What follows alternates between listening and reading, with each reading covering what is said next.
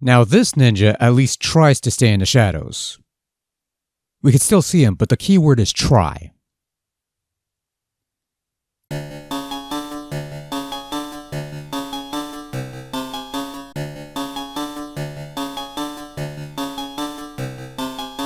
Today's subject matter is Ninja Shadow Quest, and you gotta love that it's a ninja game that's using the Star Wars font. That's excellent. Released in 2024 for Nintendo Switch from someone called Simula Maker, which sounds like one of those eSlop factories that turns out hundreds of poorly conceived games mimicking other more popular games and hopes to sucker some folks in. And according to the old GameFAQs page, these guys made about 21 games alone in 2024, and no doubt that factory looks to continue churning out product in 2025. But let's not jump the gun just yet.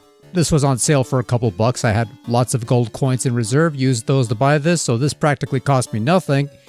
And you know what, I figured if this turns out good, then we found a nice little budget title, and if not, you hope this will make for some amusing video fodder. And see, I always get nervous when I see a stage select screen that looks like this, because this usually denotes something that was originally intended for mobile devices before someone went, hey, people like that Nintendo thing, let's put this on that and make a few bucks off the stupid people. Yeah, let's hope that when a Nintendo knob or Switch 2, 3, 4, whatever comes a knockin', they keep the slop outside where it belongs, but who am I kidding? It's gonna be just as bad, isn't it? Anyway, Ninja Shadow Quest has you controlling a ninja, or maybe it's a samurai, possibly a ronin, maybe a villager with a cool hat. I don't know, and quite frankly, my dear, I don't give a damn. Anyway, you run around these levels, try not to land on spike pits or buzzsaws or torches even. You move to the right, you avoid getting killed, you find the 3 crystals scattered in each level, because that's how you get scored. Collecting a crystal will also net you an extra life and 100 coins, the former used whenever you die so you can respawn at a checkpoint, and the latter to spend in the shop for upgrades such as it is, or to spend on retries when you run out of lives, which will happen eventually. Either way, that's it. You move to the right to avoid obstacles or anything that will get you killed, make it to the end of the level, you do this about 40 more times, and you beat the game. Every 10th level has a boss that you fight, and every once in a while they'll introduce some new gimmick like locked doors and things of that nature, but other than that, you move to the right to avoid getting killed, that sort of thing. You have a bunch of skills to help you out somewhat. Obviously, you run with the left analog stick. The D-pad does nothing but advance the wonderful cutscenes.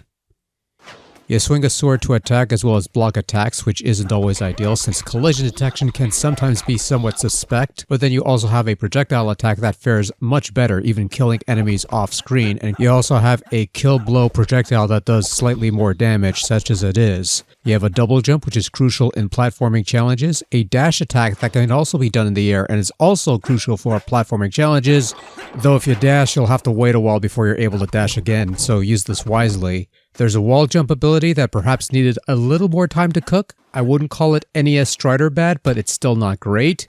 And finally, the ability to turn yourself into a box and avoid harm, useful for those buzzsaw segments. And that's Ninja Shadow Quest in a nutshell.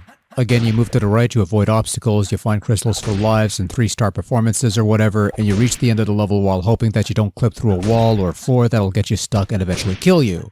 The coins you collect are used to upgrade your various skills, though it honestly doesn't make much of a difference. Your wall jumping is still going to be somewhat janky, your character is still going to have a somewhat slippery feel, your collision detection is still going to be somewhat suspect when it comes to attacking, and sometimes even your controls will sometimes freeze for brief moments and refuse to respond to button inputs. So it's best to save your coins for the retries once you lose all your lives, though even the retry functionality eventually ceased to function after a while, and I would just get a game over and restart at the beginning of the level, which renders the checkpoints useless, and I don't know.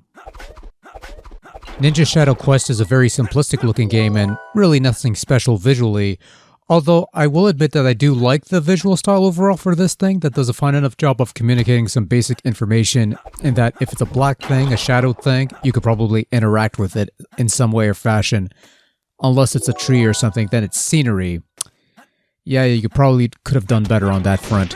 As for sound, you have grunts, you have some stock sound effects and only one drum beat that plays throughout all 40 levels that starts to grate after a while, and that's why I turned that shit off because no. Overall, Ninja Shadow Quest is mostly functional but not very exciting. There are some weak points and the game is prone to some minor glitches here and there, but the best you could say about the game is that it didn't crash on me, so thank your inanimate carbon rod for small favors. Either that or I was extremely lucky and maybe it could have crashed.